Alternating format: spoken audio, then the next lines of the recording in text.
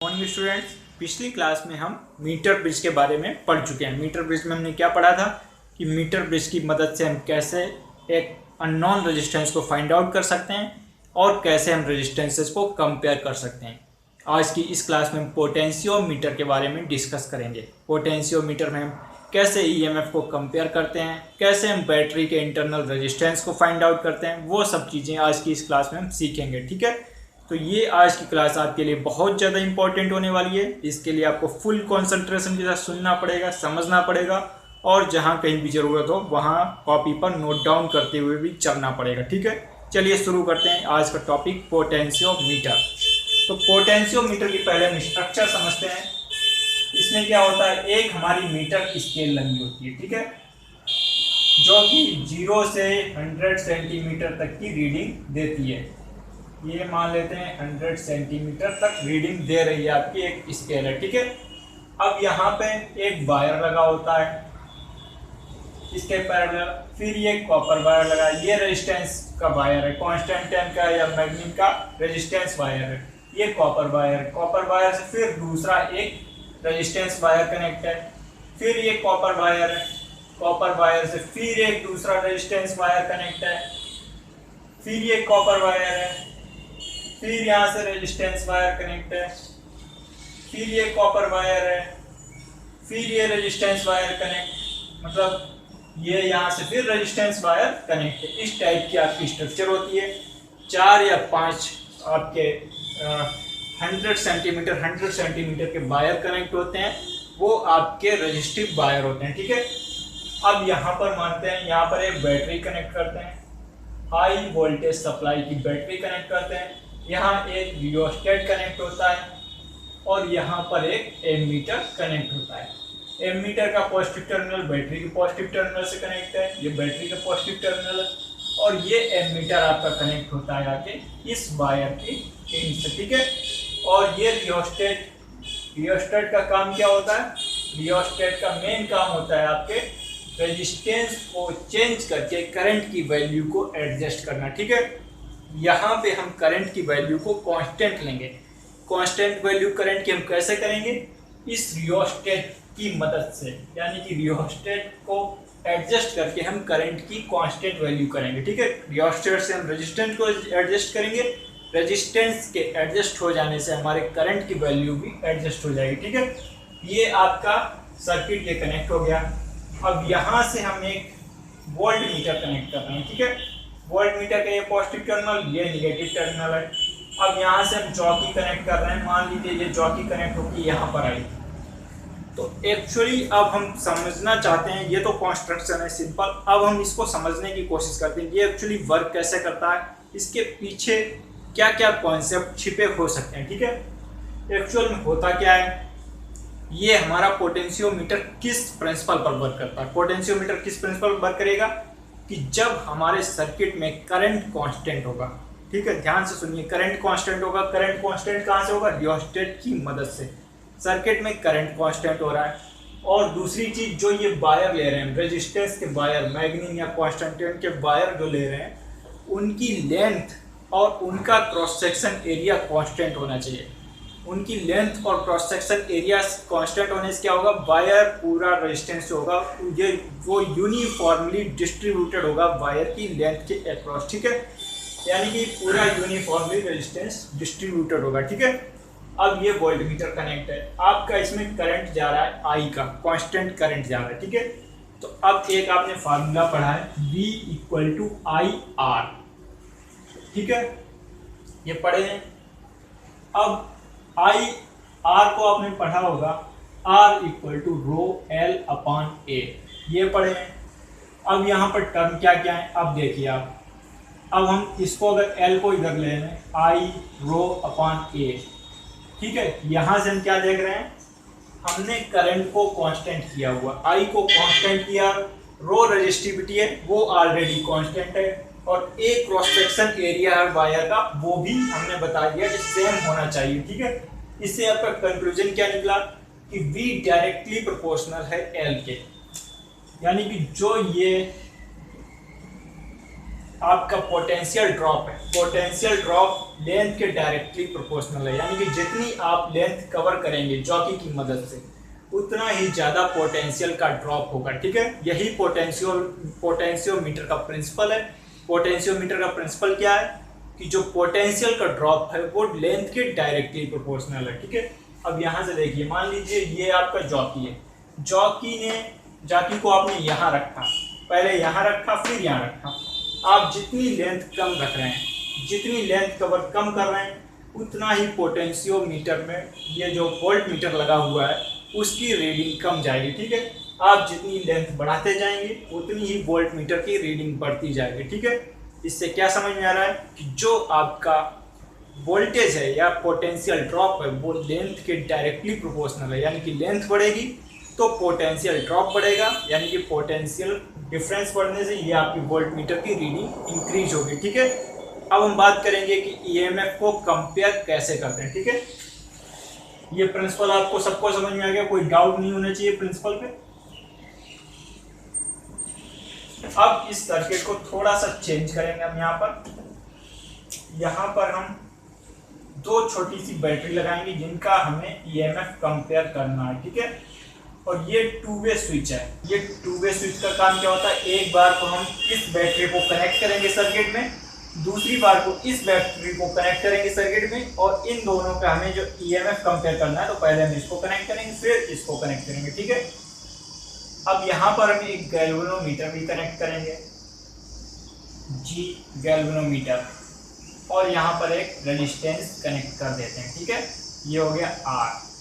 अब हमने क्या किया, मान लीजिए हम इसको इससे कनेक्ट कर रहे हैं, ये मानते हैं 1, ये है 2। ठीक है, यहाँ से यहाँ कनेक्ट कर रहे हैं। ध्यान देने वाली चीज़ क्या क्या है, ये E1 है, ये E2 है, लिख देते हैं। यहाँ पर आपको जो ध्यान देना है वो ये पॉजिटिव टर्मिनल और ये पॉजिटिव टर्मिनल सेम पॉइंट से कनेक्ट होने चाहिए, ये ध्यान देने वाली चीज़ है, तभी आप पोटेंशियल ड्रॉप को बराबर कर पाएंगे इजीली। ठीक है, पोटेंशियल ड्रॉप हमें बराबर मेजर करना है, इसके अलोंग वायर के अलोंग कितना पोटेंशियल ड्रॉप होगा और इसका पोटेंशियल ड्रॉप कितना है। जब ये बराबर होंगे तब गैल्वेनोमीटर में जीरो डिफ्लेक्शन शो करेगा। ठीक है, गैल्वेनोमीटर में जीरो डिफ्लेक्शन कब शो करेगा, कब हमारा बैलेंसिंग पॉइंट मिलेगा जॉकी की मदद से, कब मिलेगा, जब ये लेंथ के क्रॉस जो पोटेंशियल डिफरेंस आ रहा है, मान लीजिए कुछ पोटेंशियल डिफरेंस इस लेंथ के अक्रॉस आ रहा है और इसका ये पोटेंशियल डिफरेंस जब बराबर हो जाएगा तब गैल्वेनोमीटर में जीरो डिफ्लेक्शन शो करेगा। क्यों करेगा जीरो डिफ्लेक्शन शो, क्योंकि तब इस केस में करंट पास नहीं होगा। करंट क्यों पास नहीं होगा, क्योंकि सेम पोटेंशियल होने के कारण करंट पास नहीं होगा। जब पोटेंशियल डिफरेंस होता है तभी हमारा करंट फ्लो करता है। ठीक है, अब मान लीजिए कि हमने E1 को जब कनेक्ट कर दिया, E1 जब कनेक्ट हो गया आपका, तो E1 कनेक्ट होने के आपका जो बैलेंसिंग पॉइंट मिला है वो मान लेते हैं हमें L1 लेंथ पर मिला है। ठीक है, तो अगर हम मानते हैं कि हमारा रेजिस्टेंस पर यूनिट लेंथ है x को हम मान रहे हैं रेजिस्टेंस पर यूनिट लेंथ। ठीक है, resistance per unit length x और हमें बैलेंसिंग पॉइंट मिला है L1 पर। ठीक है, अब ये तो हो गया हमारा रेजिस्टेंस, टोटल रेजिस्टेंस हो गया। ठीक है, और करंट हमारा कांस्टेंट था। करंट हमने पहले ही बताया था कि सर्किट में हमें करंट कांस्टेंट लेके चलना है। ठीक है, अब ये आ गया x L1I।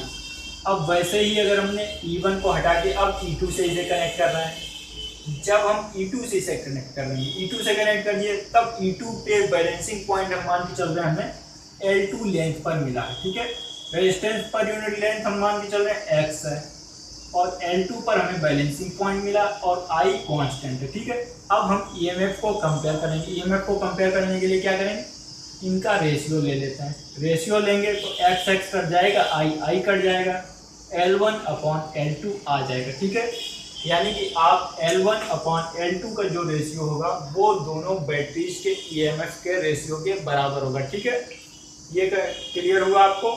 अब हम आपको बताएंगे कि कैसे हम बैटरी का इंटरनल रेजिस्टेंस फाइंड आउट कर सकते हैं पोटेंशियोमीटर की मदद से। ठीक है, अब इंटरनल रेजिस्टेंस को फाइंड आउट करने के लिए हमें थोड़ा सा सर्किट चेंज करना पड़ेगा। ठीक है, यहाँ पर हम एक रेजिस्टेंस कनेक्ट करेंगे, मान लेते हैं ये हम रेजिस्टेंस R का कनेक्ट कर, S का मान लेते हैं, R तो पहले इस कनेक्ट है, एस का रेजिस्टेंस कनेक्ट कर रहे हैं और यहाँ पर कोई की है, ठीक है।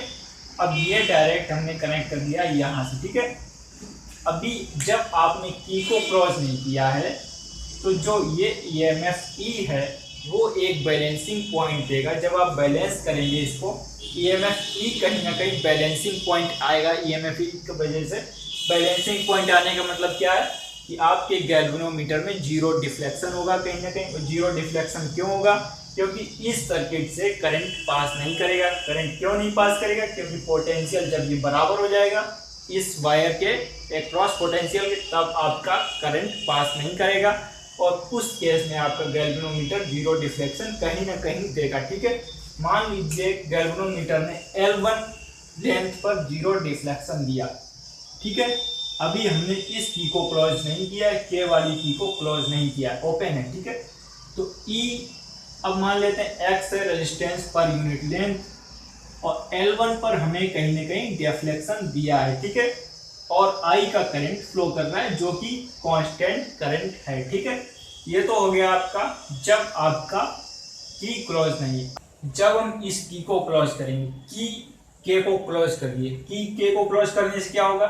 आपका जो इसके अलोंग पोटेंशियल डिफरेंस होगा, यानी कि ये मान लेते हैं ए पॉइंट और बी पॉइंट, ए और बी के अलोंग जो पोटेंशियल डिफरेंस होगा वही एस के अलोंग पोटेंशियल डिफरेंस होगा, ठीक है। इसी को बोलते थे हम टर्मिनल पोटेंशियल डिफरेंस, ठीक है। टर्मिनल पोटेंशियल डिफरेंस ईएमएफ से थोड़ा सा कम होता था, जो हम सेल वाले चैप्टर में अच्छे ढंग से पढ़ चुके थे, ठीक है। अगर किसी को डाउट है तो सेल वाली क्लास में जाके आप उसे क्लियर कर सकते हैं, ठीक है।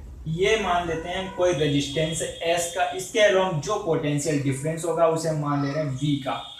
ये V का पोटेंशियल डिफरेंस होगा और यही V का पोटेंशियल डिफरेंस, इसी को हम बोलते थे टर्मिनल पोटेंशियल डिफरेंस, ठीक है।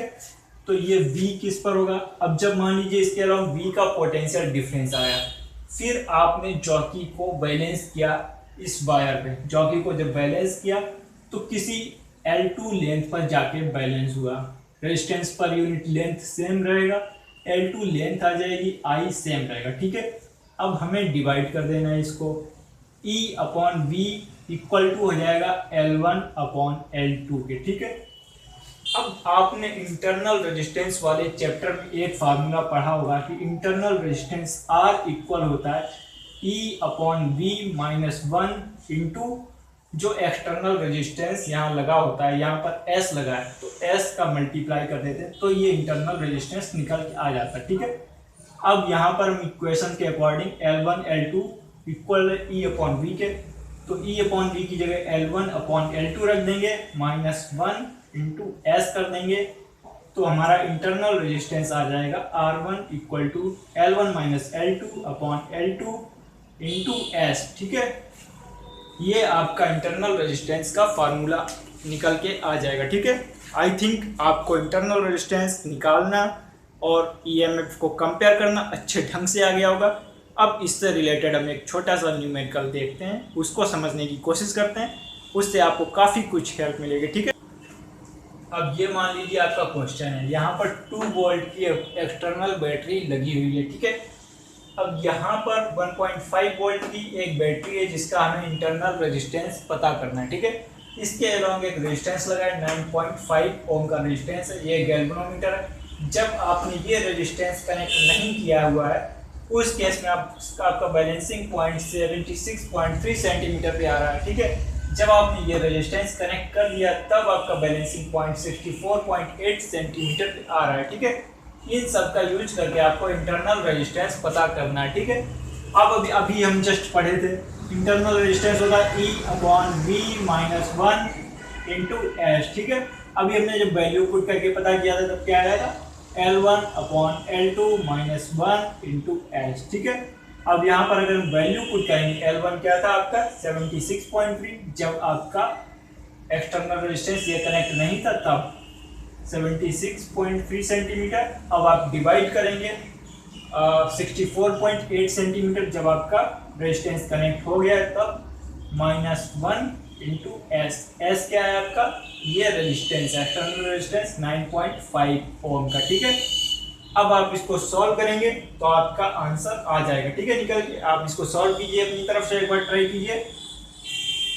आप जब इसको सॉल्व करेंगे तब शायद आपका कुछ 1.6 समथिंग इंटरनल रेजिस्टेंस आ जाएगा। आप अपनी तरफ से एक बार ट्राई कीजिए, तब आपका जो आंसर आएगा आपको खुद पता चल जाएगा। ठीक है, आई थिंक आपको ये सब कुछ अच्छे से क्लियर हुआ होगा। अगर फिर भी कोई डाउट है तो आप मेरे से पूछ सकते हैं। Okay, thank you.